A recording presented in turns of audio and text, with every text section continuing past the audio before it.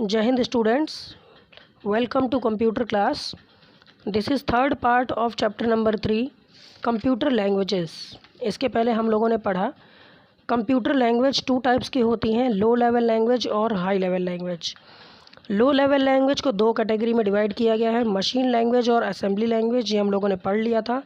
High level language के बारे में भी हम लोगों ने पढ़ा था, इसके एडवांटेज और डिसएडवांटेज किसके बारे में। हाई लेवल लैंग्वेज के बारे में और डिटेल से आज हम लोग पढ़ने वाले हैं, जिसमें आज हम कवर करेंगे third generation language, fourth generation language और natural language. So come to page number 29। सो this is your heading third generation language, जिसे हम 3GL भी कहते हैं। A third generation language instruction is written as a series of English like words like add for addition. तो third generation language में जो instructions होती हैं, जो प्रोग्राम लिखा जाता है, उसमें इंग्लिश के वर्ड्स का यूज़ किया जाता है। जैसे एडिशन के लिए ADD ऐड का यूज़ किया जाता है। Many third generation languages also use arithmetic operations such as star for multiplication and plus for addition. कुछ थर्ड जनरेशन लैंग्वेजेस में अर्थमेटिक ऑपरेटर्स का भी यूज़ किया जाता है, जैसे कि मल्टीप्लिकेशन के लिए स्टार यूज़ किया जाता है और एडिशन के लिए प्लस का सिंबल यूज़ किया जाता है। These English-like words and arithmetic notations make easy for a programmer to write the program। ये जो इंग्लिश के वर्ड्स यूज़ किए जाते हैं या अर्थमेटिक के ये जो सिंबल्स ऑपरेटर्स यूज़ किए जाते हैं, किसी भी प्रोग्रामर को प्रोग्राम लिखना आसान बना देते हैं। इसके एग्जांपल हैं बेसिक, कोबोल, पास्कल, फोर्ट्रान। ये थर्ड जनरेशन लैंग्वेज हैं, उनके एग्जांपल्स हैं। Like an assembly program, the 3GL program is called the source program. जिस तरह से असेंबली प्रोग्राम होता था हमारा, उसी तरह से ये जो थर्ड जनरेशन प्रोग्राम है, ये भी एक सोर्स प्रोग्राम है। सोर्स प्रोग्राम क्या होते हैं? ऐसे प्रोग्राम जिन्हें पहले मशीन लैंग्वेज में ट्रांसलेट करना पड़ता है, which must be translated to machine language before the computer can understand it. जिस तरह से असेंबली प्रोग्राम होता है, उसी तरह से ये भी थर्ड जनरेशन लैंग्वेज एक सोर्स प्रोग्राम है, जिसे कंप्यूटर को समझने से पहले मशीन लैंग्वेज में ट्रांसलेट करना पड़ता है। So come to the next heading. Next heading is fourth generation language, 4GL। A fourth generation language uses English like statements. Fourth generation languages में इंग्लिश के स्टेटमेंट्स का यूज़ किया जाता है। स्टेटमेंट मीन्स पूरा एक सेंटेंस का यूज़ किया जाता है।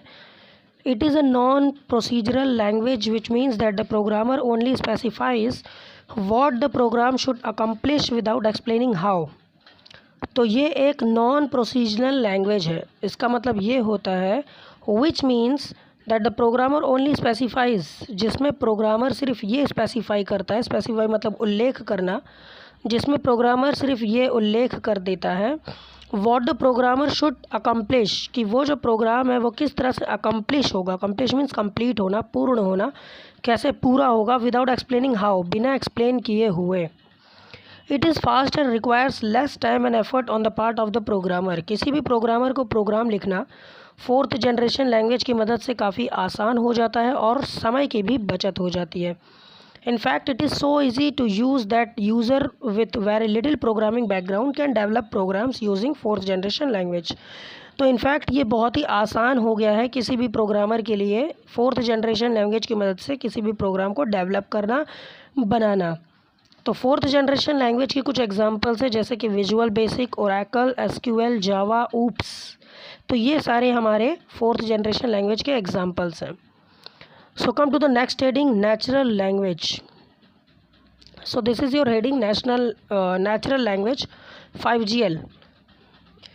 Whereas a fourth generation language program must follow a specific set of rules।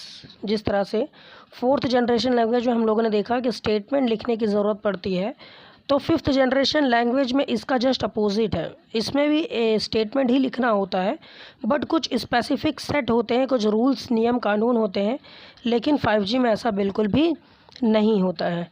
A natural language sometimes called a fifth generation language. ये जो 5GL है, जिसे नेचुरल लैंग्वेज कहा जाता है, इसे हम फिफ्थ जनरेशन लैंग्वेज भी कहते हैं। is a type of query language that allows the user to enter requests that resemble human speech। इसमें ये 5 जनरेशन लैंग्वेज जो है एक क्वेरी लैंग्वेज है। क्वेरी लैंग्वेज किसी भी यूज़र को अलाउ करता है कोई भी रिक्वेस्ट एंटर करने के लिए जिसे हम ह्यूमन लैंग्वेज में भी रिसेंबल कर सकते हैं। जैसे कि अगर फोर्थ जनरेशन लैंग्वेज में देखें, fourth generation language will write a program to obtain the name of students whose marks exceeded 60, it might be written as. अगर फोर्थ जनरेशन लैंग्वेज में हमें ये पता करना है कि कितने ऐसे बच्चे हैं जिनके मार्क्स 60 के ऊपर है, तो हमें कुछ इस तरह से प्रोग्राम लिखना होगा, जैसे कि select last name first name from students where marks is greater than 60। कितने ऐसे बच्चे हैं जिनके 60 से ऊपर मार्क्स हैं। तो अगर इसी को हम अगर फिफ्थ जनरेशन लैंग्वेज में लिखना चाहें तो वो इस तरह से लिखा जाएगा, tell me the name of students with marks over 60। तो ये कितना आसान हो गया, ये बिल्कुल ह्यूमन लैंग्वेज की तरह से काम करता है। So come to the next page, page number 30। Natural languages are often associated with expert system and artificial intelligence. Natural language अक्सर ऐसे एसोसिएट किया जाता है, ऐसे बनाया जाता है विथ एक्सपर्ट सिस्टम, एक एक्सपर्ट सिस्टम के द्वारा इसे बनाया जाता है, एंड आर्टिफिशियल इंटेलिजेंस, और इसमें आर्टिफिशियल इंटेलिजेंस का भी यूज़ किया जाता है, मतलब फिफ्थ जनरेशन लैंग्वेज का ही इसमें यूज़ किया जाता है। These systems are popular in the medical field. ये जो फिफ्थ जनरेशन लैंग्वेज होती है ये मेडिकल फील्ड में बहुत ही ज़्यादा पॉपुलर है। मेडिकल फील्ड मतलब जैसे हॉस्पिटल्स और मेडिकल स्टोर्स, यहाँ पर बहुत ज़्यादा फेमस है। But are not widely used in business applications, लेकिन जहाँ पर बिजनेस होता है, जहाँ पर कंपनी होती है, फैक्ट्रीज़ होता है, जहाँ पर होटल्स होते हैं, वहाँ पर इस टाइप का यूज़, फिफ्थ जनरेशन लैंग्वेज का यूज़ नहीं किया जाता है। So come to the next heading, language translator. A language translator is a software that converts high level language program into machine language. Language translator एक ऐसा software होता है जो हाई लेवल लैंग्वेज को मशीन लैंग्वेज में translate करता है। ये बहुत ही आसान है, आपको याद रखना है। लैंग्वेज ट्रांसलेटर एक ऐसा प्रोग्राम है जो हाई लेवल लैंग्वेज को मशीन लैंग्वेज में कन्वर्ट करता है। Next is compiler. A compiler is a software that translates a high-level language program into a machine language at once.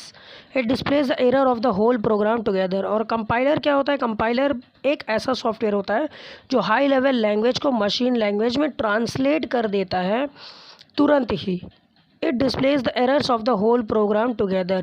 और उस प्रोग्राम में जहाँ भी आपको एरर होगा तो वो सारी चीज़ें भी एक साथ वो शो कर देता है। तो ट्रांसलेटर और कंपाइलर में डिफरेंस सिर्फ ये है कि हाई लेवल लैंग्वेज को मशीन लैंग्वेज में कन्वर्ट करता है लैंग्वेज ट्रांसलेटर, और कंपाइलर ट्रांसलेट कर देता है।